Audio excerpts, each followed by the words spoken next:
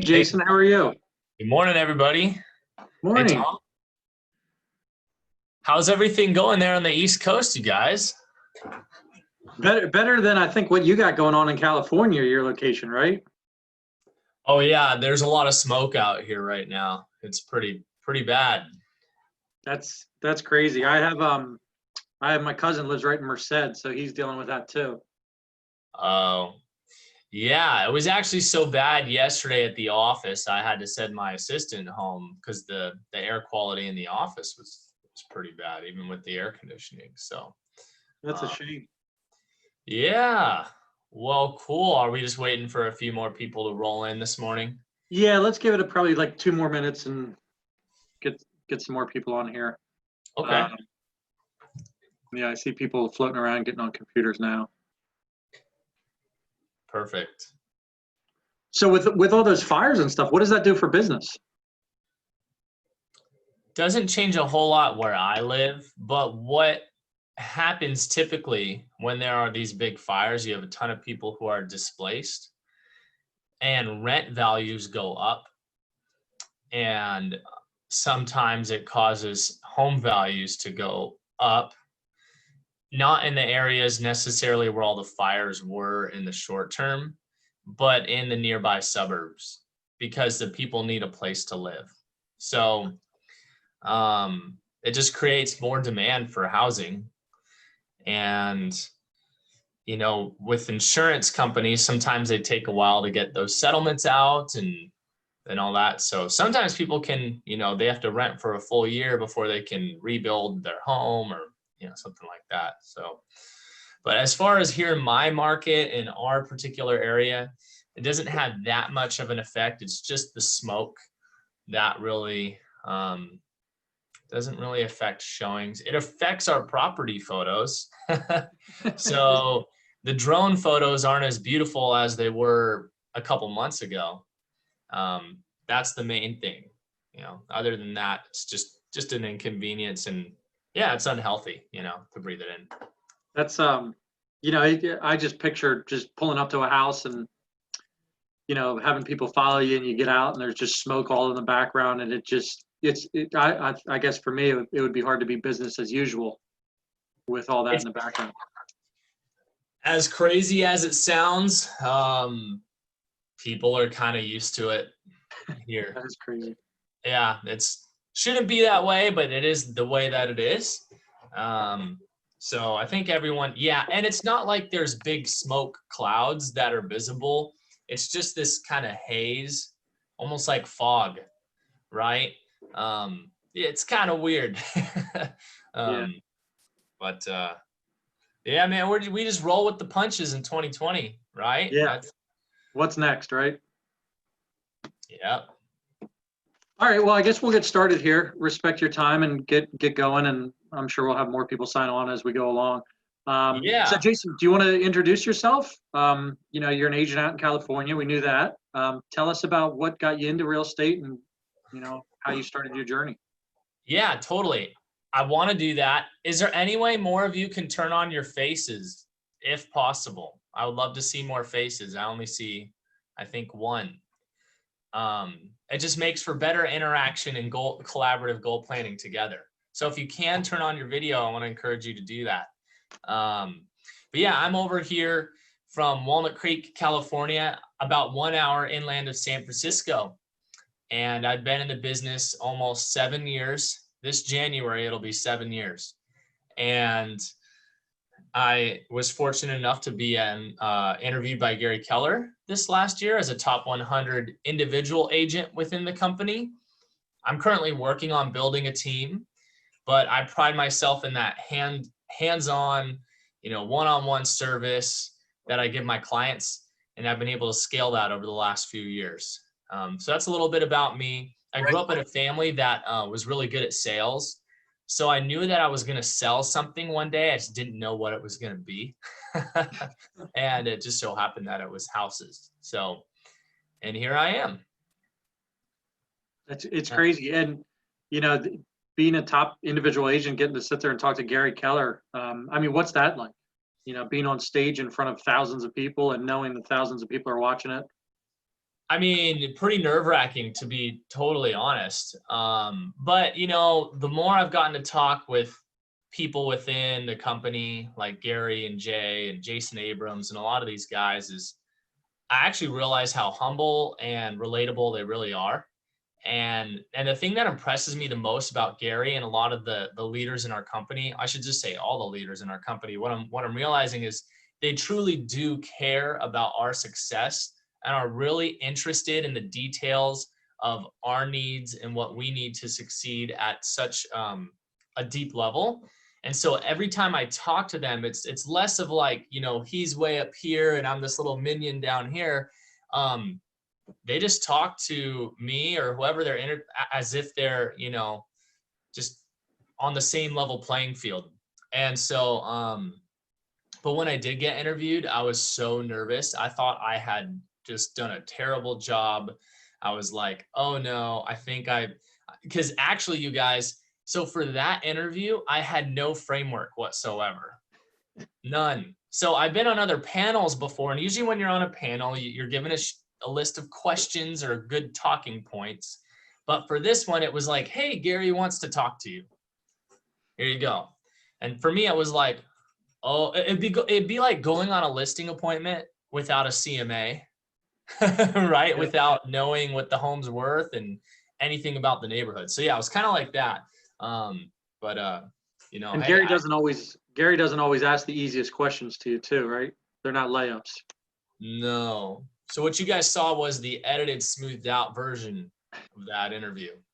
Yeah, some of those questions I'm like, wow. Let me think about that. Yeah. Well, So do you want to cool. go into do you want to go into your goal planning, how you've Yeah. stepped up and really knocked it out of the park with being an individual agent and how to keep us on track? Yeah, of course. So I would love to talk to you guys about goal setting for 2021 and not just for 2021, but just how to think of your goals short-term and long-term. And I don't know if you're like me, but usually around October, November, this is goal planning season. Like the next 30 days is when we really, as real estate agents, need to look at our businesses and ask ourselves, you know, the big and the tough questions and plan for the following year. I learned really early on as a solo agent that everything you do today shows up 3 to 6 months down the road. Uh-oh. I might have lost you guys, so I'm going to wait. I see you. You might be frozen though.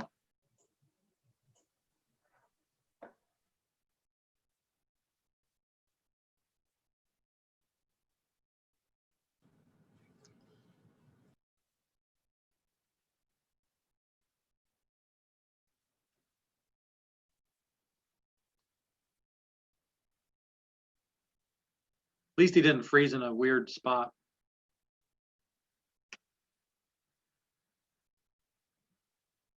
So Stephanie, have you planned your 2021 goals? Halfway. I'm doing our budget now, so I'll know what we're spending shortly. It's crazy. It's great. Anybody else? Flamore, I'm sure, has his 2021 mapped out. Wish. I don't have mine mapped out.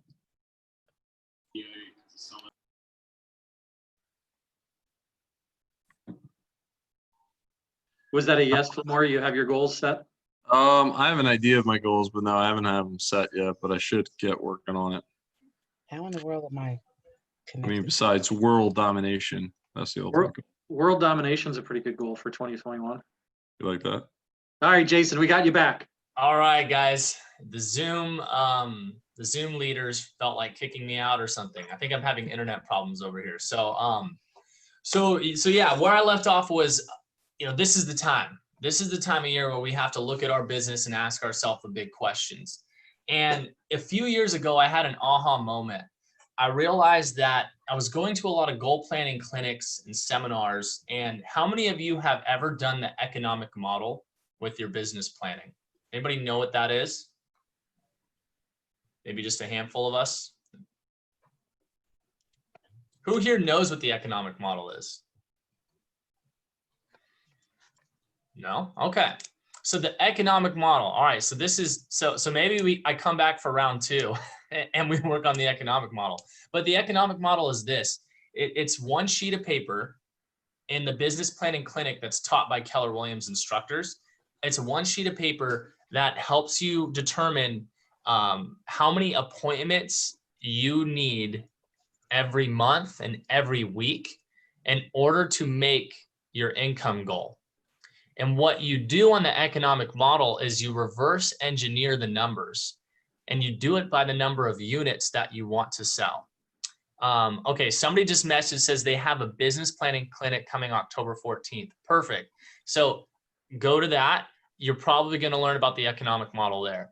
And so what's cool about the economic model is it actually tells you and shows you how many homes you need to sell in order to make the amount of money you want to make. And then it actually tells you how many appointments you need to go on to sell that many homes. And it divides it up by sellers and buyers. And so every year I was business planning and I would do this. How many of you guys set a goal like, I want to sell 15 homes next year? And you kind of come up with a little bit of a plan and you write some things down and you're like, all right, that's business planning. Well, what I realized is it was missing so many important details. And so a few years ago, I was setting these lofty goals and I was given some advice that actually changed my life as a business owner. A mentor told me, Jason, you need to know your business and you need to know it well. And what I want you to do is I want you to actually go back over the last 2 years and I want you to track every sale, every home that you've sold.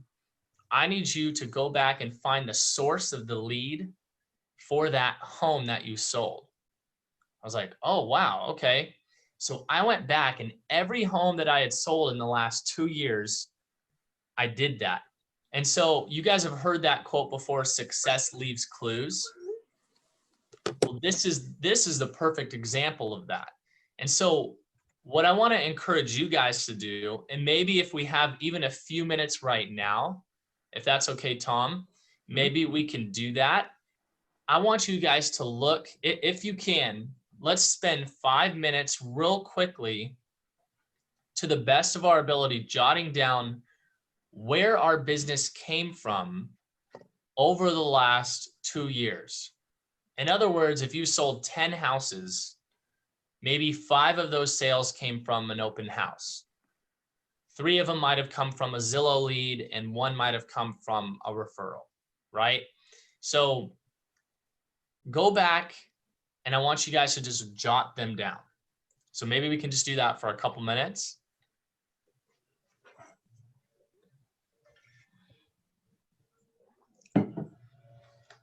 And I'm going to join you guys.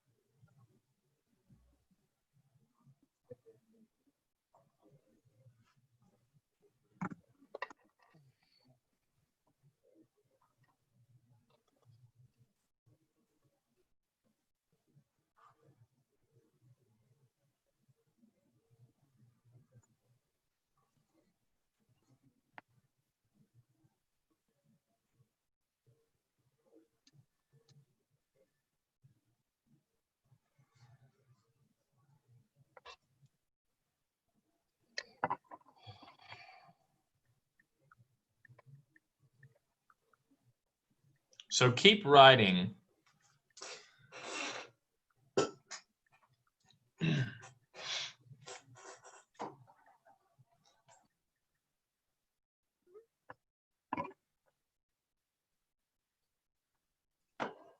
I'll give you guys like 1 more minute.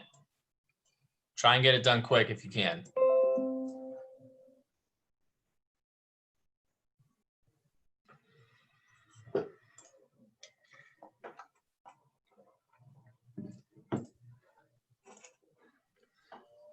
So as you're wrapping this up, here's what I wanted to share.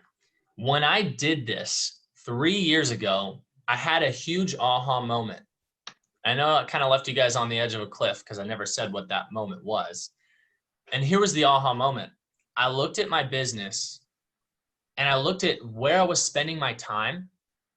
And I looked at these lead sources for all the homes that I had sold, and I had realized something, that a majority of the homes that I was selling were actually through my sphere of influence, like actual friends, family, and people in my local community, and referrals from my vendors and past clients. Here's the aha. That was not where I was spending the majority of my time. I was actually spending so much time going door to door, working open houses, and farming neighborhoods. And without even knowing it, those areas of my business, I was actually producing the least amount of the results and spending the most amount of time. And the area that I was getting the most results and spending the least amount of time was that sphere of influence and referral-based business. And I asked myself, like, how could this be? How did I not know this? But I tallied up all of the sales, and I realized in that moment, oh, like I've never actually slowed down to look at my business and see what's actually working and what's not. Because I think before we go and we set these big lofty goals for the following year, we have to slow down, look at our business, and ask ourselves some big questions. So out of curiosity, is there anybody who tallied up these numbers and was surprised by some of the results, whether for good or for worse? Like, was anybody surprised by the fact that maybe they had sold a few more homes through open houses than they thought? Anybody have any good realizations? I've run into more referrals than I actually thought I had. Me too. Oh, that's awesome. Cool. Tell me more about that. What kind of referrals? Previous clients or friends of friends. That's awesome. And then Terry, you said the same thing. Yes. Yeah. Yes. And they were from my sphere, referrals from my sphere. Isn't that cool? It is. It's kind of satisfying. You're like, I didn't really know that until I just did this exercise. And so now that you have clarity around what works in your business and where these leads are coming from, I want you guys to ask yourself these questions. So just take a moment and think about these few questions right here. Which lead source was the lowest? Which one was the lowest on the list? Which one was the highest on the list? And then I think somebody might need to mute. And then ask yourself why. Why was this the lowest? And I know this might not feel like monumental, but let's take a moment, let's slow down and just ask ourselves, why was this the highest as far as the number of homes that I sold last year? So in other words, if referrals for you, Terry, was the highest or more than you were expecting, why do you think that is?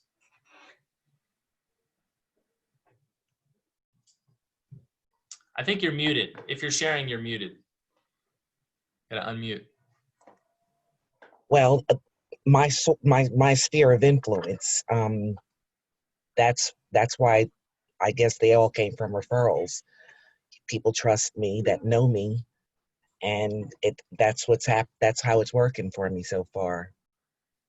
But Cool. I'm going to start some open houses and see what that gets me.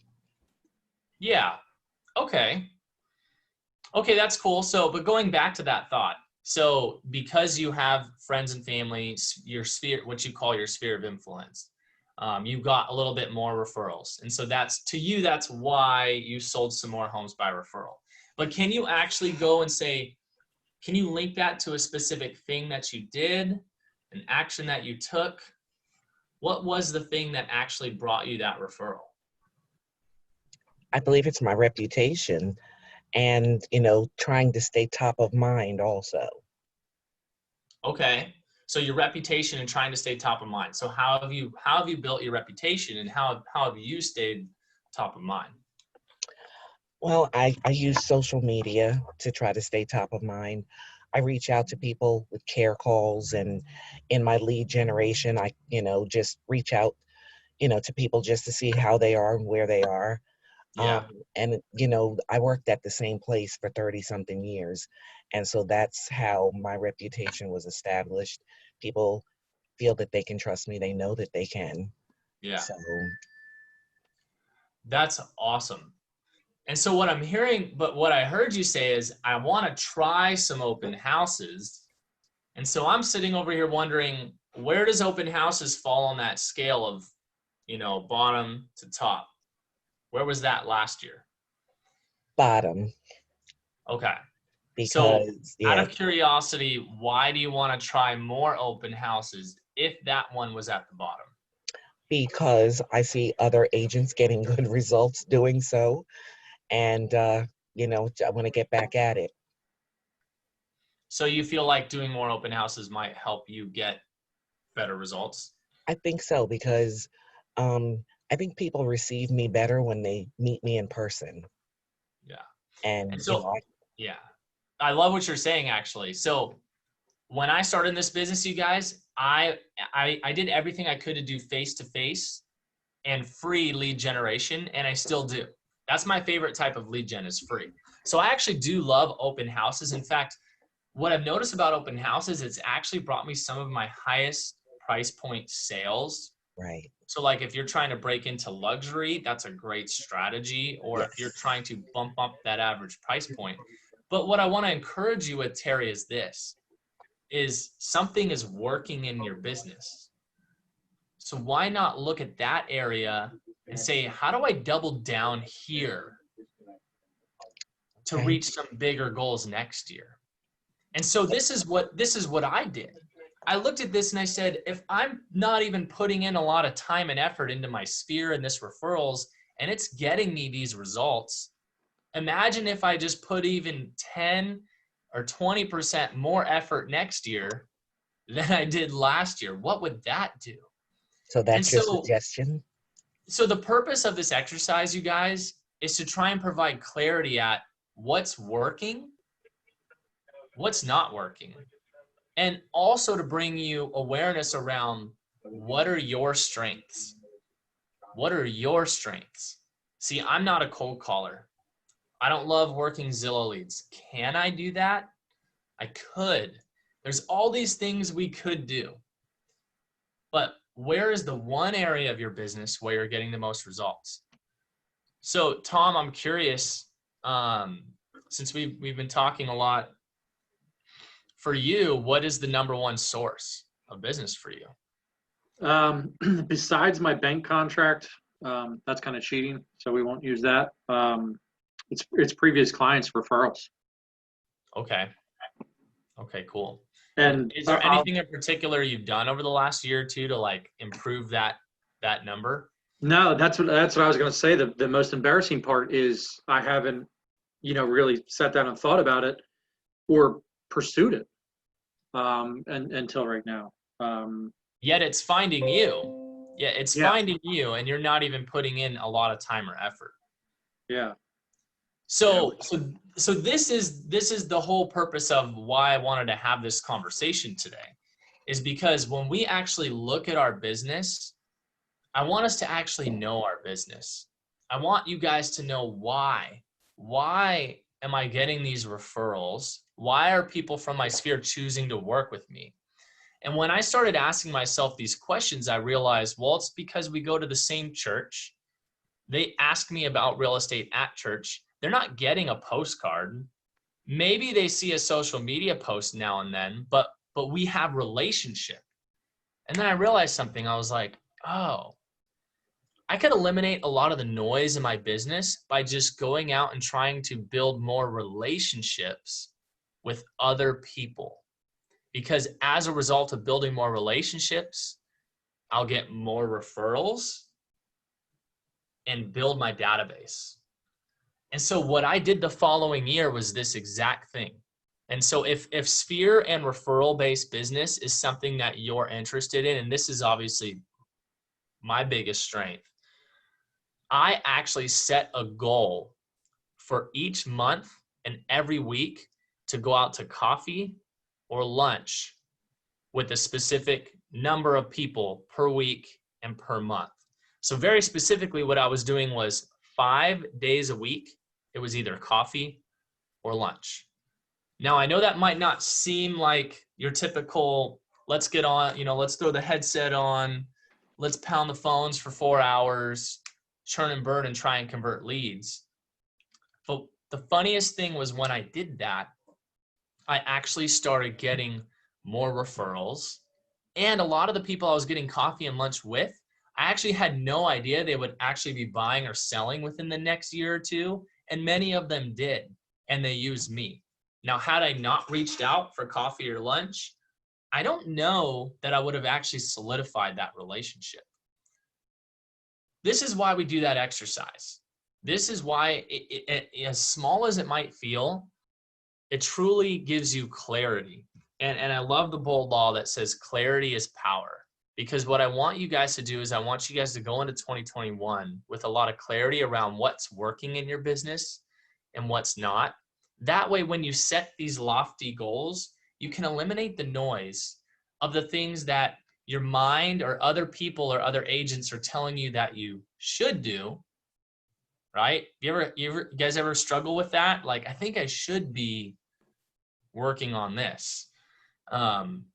A mentor once told me this, and forgive me, but they said, don't should on yourself, for lack of better terms, right? Focus on your priorities. So that's the first thing. And so the next thing, what I want you guys to ask yourself is, now that you know those numbers, the next question I want you to ask yourself is, what do you want to be the number one lead source of business for 2021 and why? So what do you want to be the number one lead source? This comes with a challenge because maybe we don't know. For me, I'm a relationship person, so I wanted it to be referrals. And so I looked at my business 3 years, 5 years down the road and reverse engineered it and said, where do I want to be 3 years from now, 5 years from now? Have you guys read the book, The One Thing, by Gary Keller and Jay? So they talk about this in The One Thing, right? Is you have your 5-year plan, and then you break it down into a 3-year, into your 1-year plan, and then you can actually chunk that down even smaller, but actually casting out. So what you do is this is where we are. We've looked back at our business over the last 2 years. Now we know our business better. We're going to look forward and ask ourselves, where do we want to be 3 years from now, 5 years from now? And now we merge those two right here in the middle. This is where we're at right now, where we got to ask ourselves, what do we want our business to look like next year? And then we set those goals appropriately. If there was a title for my, class with you guys today, it would just be appropriate goal setting. Setting appropriate goals. Does that make sense? Yeah, Jason, I love the appropriate goals because, in talking to agents, sometimes, they aren't at the level they want to be at. And you talk to them about their goals and they want to do, the following year, they want to do 650% more than what they did this year. Yeah. But then they don't have a plan on how to do it. So I love how you quantify it, appropriate goal. Yes. Having appropriate goals. Terry, for example, I don't know where she went, but when I think about her business, the question I ask myself is this. Well, first of all, this might not be you. I'm not the biggest fan of doing open houses. I'll just be completely honest. I do it because I'm a real estate agent and that's part of the job. Anybody else? I like my weekends. I like my Saturday and Sunday. I really do. However, for her, I'm like, wow, if you're getting all this referral-based business and it's coming that easy, let's try and work a little bit smarter, not harder. Like, let's not make this hard on ourselves. See, when I was a new agent, I went door to door every day, 5 days a week. That was my strategy. I door knocked, and I got Rookie of the Year, and most of the homes I sold was from door knocking. But I asked myself the question that I'm asking you: where do I want my business to be 3 years from now, 5 years from now? And I realized I want a referral-based business. I want to be out here knocking on doors. And the more I moved toward a referral-based business, the more I realized I didn't need to be knocking on all these doors anymore. And I've actually completely cut that part of my business out, and have eliminated the noise that tries to distract me from what's actually working best. And so, Tom, I would love to see next year somewhere on your goal sheet. I mean, it's truly up to you of what you want to do with that. But if you want to grow your referral-based business, I would argue that there's a huge opportunity there, because what you told me is you really haven't even put much time or attention into it. And it's the number 2 source of all the homes that you sold. To me, that's amazing. Yeah. That's amazing. It's kind of embarrassing that you overlook stuff like that. Well, I think what we do is we don't know our business as well as we should. We set goals and increments and numbers. We need X amount of appointments, X amount of leads. I mean, we think in terms of like goal setting as far as the number of homes I need to sell without purpose or without a plan.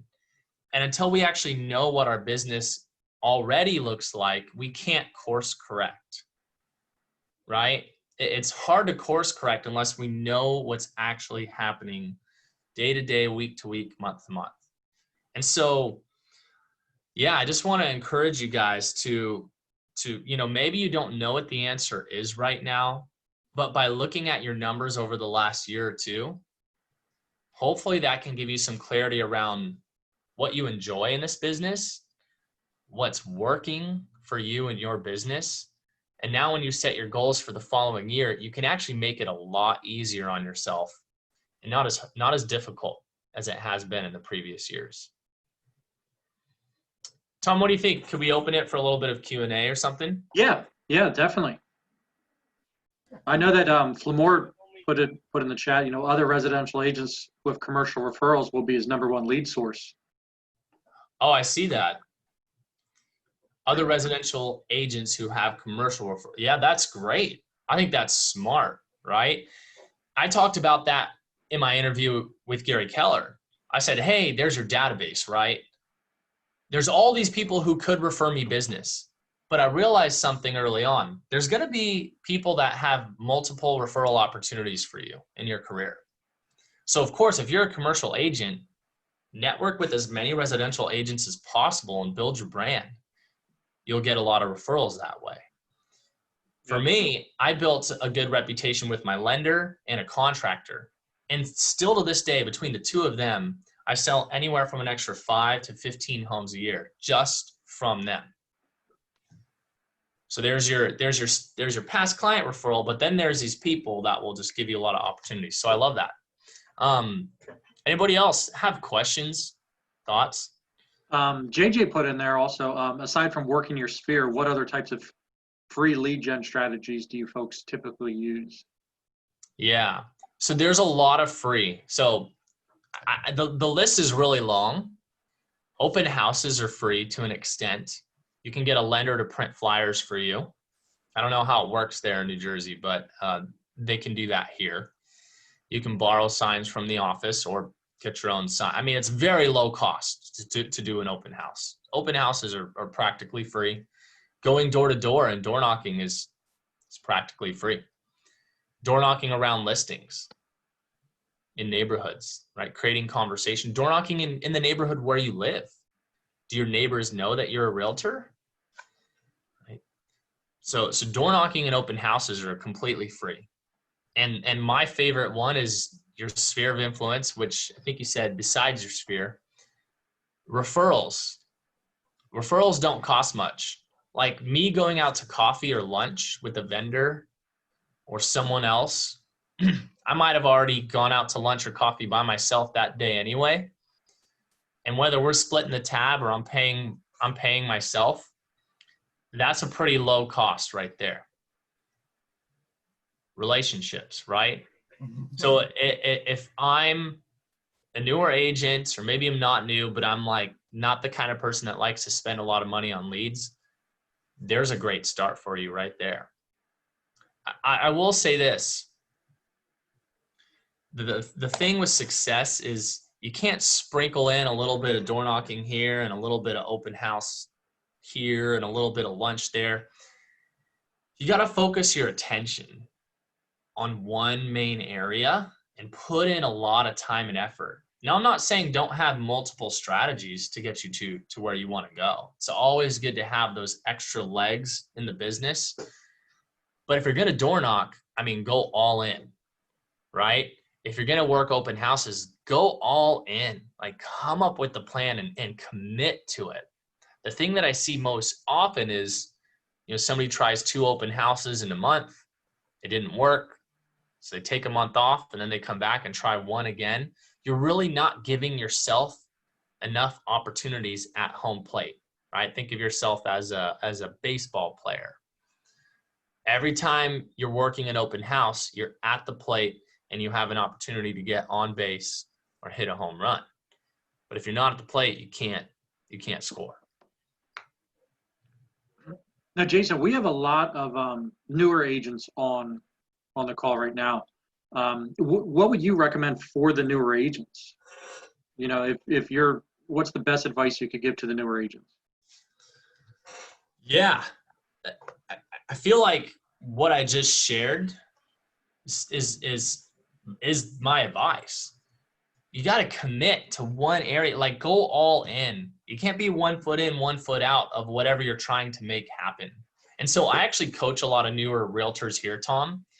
And what I see happen is they come up with the plan. I'm going to call for sale by owners and expireds.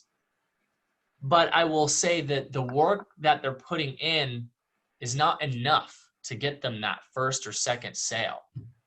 I mean, I'm talking about like a big commitment here, right? Like let's not just say we want to try it. Let's do it and put it on paper and put it on our calendars and commit. So if you're trying to build a business, you have to do 2 things. It's in the red book. You have to prospect and you have to do marketing. And don't confuse the 2, because I see a lot of newer agents do that as well. So marketing is posting something on Facebook, sending out a postcard, an open house sign on the corner. That's all marketing. People can respond to the call to action, but they have the choice of whether or not to respond, and maybe they won't. You're building your brand. That's marketing. Prospecting is actual voice-to-voice, face-to-face communication with people who might be looking to buy or sell real estate, or people who know of someone looking to buy or sell real estate. That's actually my number 1 piece of advice. Don't confuse marketing with prospecting. You can't just post on Facebook. You have to also reach out to those people on Facebook and message them and be highly intentional about letting them know if they have any real estate needs, you would love to help. I have a quick question. Yeah, go ahead.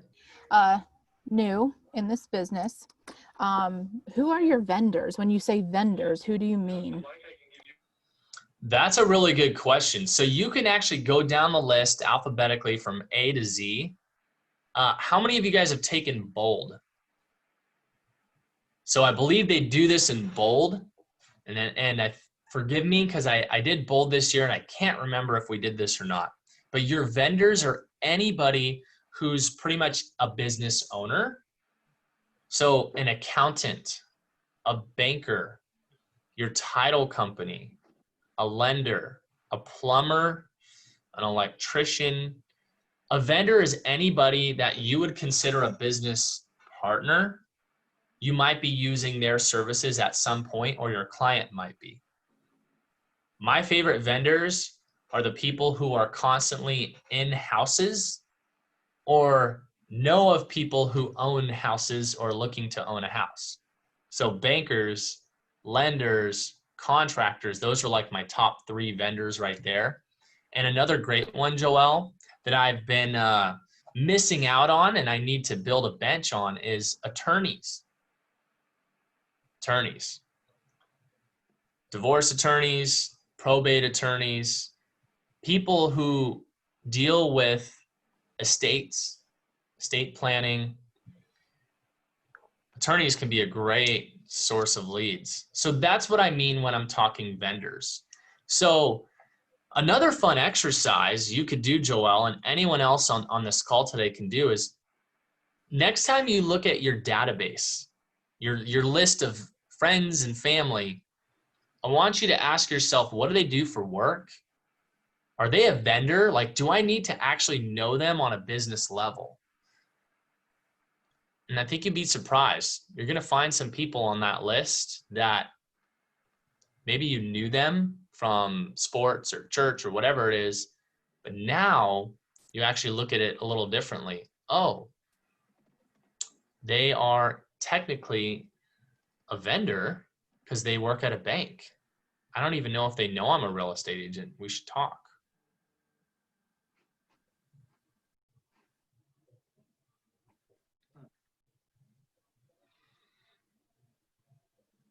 Nikki puts in here, is there any kind of script to best go about approaching someone after knocking on their door? I'm concerned of people being reluctant to have that conversation once we are there and I catch them off guard. Yeah, that's a great question. What does it look like with where you guys are right now with COVID and door knocking? Are people doing that? I think it's hit and miss. Okay. That would be my only immediate concern. Is that face-to-face interaction with COVID. So I think there's a little bit of a challenge there inherently. But if COVID was not an issue, I will give you my script that I used going door to door my rookie year, every day, 5 days a week. Do you guys want that? Yeah. Okay, it's fun, but this script is not your, I'm doing a survey script. This script kind of just goes for it. Like it just goes for it. And if the person's not selling, well, then it's okay, whatever. So here's how it goes. Knock, knock. Person opens the door. Excuse me, guys.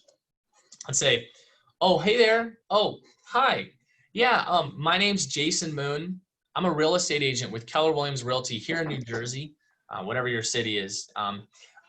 I'm just swinging by to let you know one of your neighbors actually just listed their house for sale and they already got multiple offers in just 10 days of being on the market.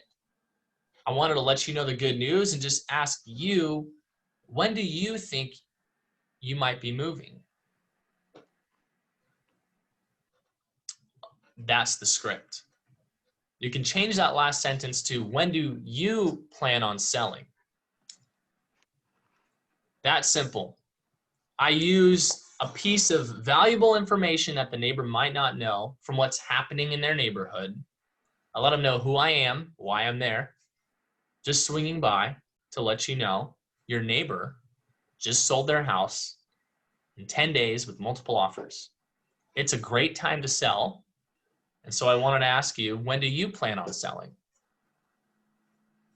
I did that script to every door, every day, 5 days a week, again and again and again and again and again. And enough times to where I measured the results. Now it might be different today because we're in a low inventory market. Are you guys that way too, or is it a little different? Yeah, low inventory. Yep. So it might take a lot more doors per lead than it did for me 6-7 years ago.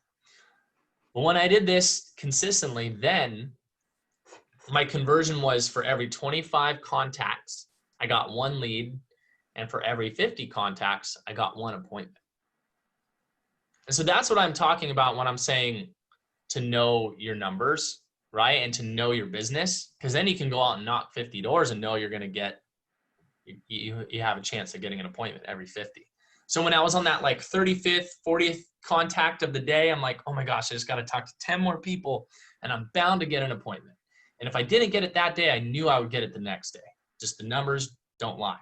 So when you get to that point and you say, when do you plan on selling? We're not planning on selling. Oh, okay, got you. Well, hey, no worries. How long have you lived here at this house? Oh, we've lived here for 10 years. Great. Yeah, it's a great area, isn't it? Oh yeah, we love the neighborhood. Well, I know you're not planning on selling now, but if you were to sell, where would you move? They might say something like, you know, down to Florida. I don't know. Is that what people are saying there? Yep. That's what I hear. I would move to Florida and get out of here. It's like, okay, what do you like about Florida? And they might tell you, oh, the weather and the cost of living, right? That's great. Out of curiosity, when do you think you might be moving to Florida? And what I did there is I basically asked them the same question I did at the very beginning, but I got them to tell me where they're planning to move. Now, sometimes they'll say, oh, you know, it's not really a plan. I was just kind of, you know, just one day I hope to move there, but, you know, we're really not moving at all. Or they might go, in 2 years, when my wife retires, we're going to move down to Florida. Whoa. So now they just went from they're not selling to they're actually going to be selling within 2 years. What do you guys think? Is that a good opportunity? Yeah. I think so. So whenever that happens, I say, great. Well, I plan on being in real estate 2 years from now. And I'd love to help you guys sell your home whenever the time is right. So if you don't mind, I'd love to stay in touch. What's a good phone number to reach you at and a good contact email? And I'm not going to bug you or give you a bunch of calls. I just want to make sure that I'm able to check in with you from time to time so that when you are ready to sell it, I don't miss out on an opportunity to help you. 9 times out of 10, they're willing to give you their information. And that's the entire script right there. And that script is a lot of fun. Get some shoes that are comfortable walking in. I remember I was broke as a joke, you guys. I wish I had more time to tell you my entire story. But I used to park my really beat up, squeaky Toyota Corolla around the corner of these houses that I was knocking on. Because I didn't want anybody to see the kind of car that I drove. I mean, it had dents in it. It was falling apart. And I would just walk right out of my car and just walk into the neighborhood. Like, people were like, where did this guy come from? But that's what I did, and it worked. And there's your fun script for the day. Now, I have one more script I'm going to share, and then maybe we can open it up for a couple more questions. You guys want one more? Yes, please. All right, cool. So I'm pulling it up. This is a text message that I sent earlier this year that landed me a $1.2 million client. So, and this is something you can copy and paste to every one of your clients, and it's a text. Almost there. All right. Are you all ready? Do you have those people in your database that you want to touch base with, but it's been so long, you're like, I don't know how to reach out to this person. It's going to be awkward. Yep. All right. I do too. And here's what you say. Feel free to write this down if you'd like. So, hey, Joelle, long time no talk. If that person's married, which I knew this person was, this is what I said. I said, hope you and your husband are safe and healthy during these crazy times. Or maybe you can just say, hope you are healthy and safe during these crazy times. I am just sending you a message to see if you have any questions about the real estate market, ? I know a lot of people are wondering what's going on. Feel free to reach out if you'd like. Jason Moon.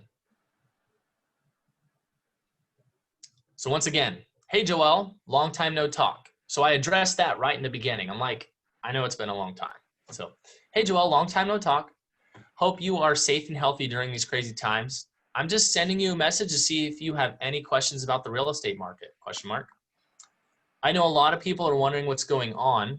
Feel free to reach out if you'd like. Jason Moon. This script is somewhat passive. It does ask a question. It's not super aggressive. I'm not saying call me as soon as possible. This is urgent. I literally say, feel free to reach out if you'd like. This person texted me and said, funny you texted me. My landlord's thinking about selling the house we rent and we'd love to buy it from him. I was like, great. Do you need help with that? They're like, yes, please. And we got on a call the next day. And 2 weeks later, we were in escrow. And 4 weeks later, $1.2 million sale. Just like that. And Jason, it's funny that you have that script, because I had an agent in my office literally right before this call that asked for a past client script where you've lost contact with them. Mimi, thank you. That's Nancy. I wasn't gonna tell you to say it was Nancy. There you go, Nancy. There you go. I love scripts. Actually, I got this award last year in my office, and it says the script master for the agent who can talk their way through any lead gen conversation. And so I hang it high here at my desk in my office.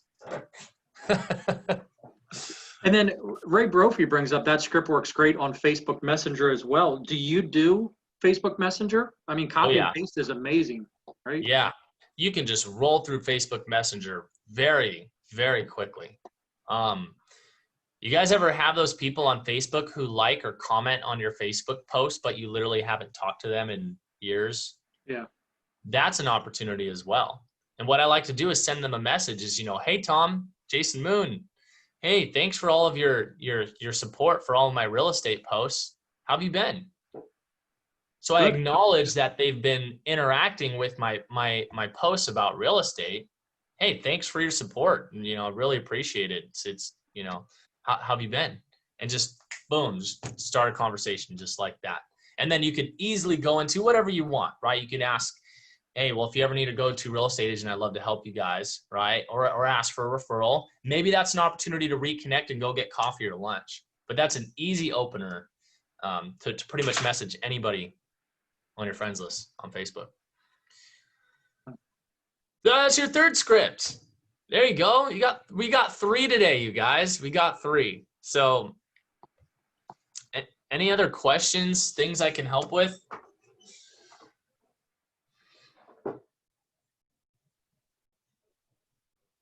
Okay. Hopefully some of that goal setting was helpful. I would advise you guys do this before your goal planning clinic on the 14th. Start casting a vision of where you'd like your leads to come from and how you're going to get them. That way, when you set your goals for next year, you know exactly what to do. If any of you know what the 135 is, or the 411, the 411 is the action items. Like, what am I supposed to do? The 135 is how you're going to do it. It's called your GPS. It navigates you on how you're going to get there. And so you can't have one without the other. You can't just say, oh, I want 5 listing appointments a month without saying, how am I going to get 5 listing appointments a month?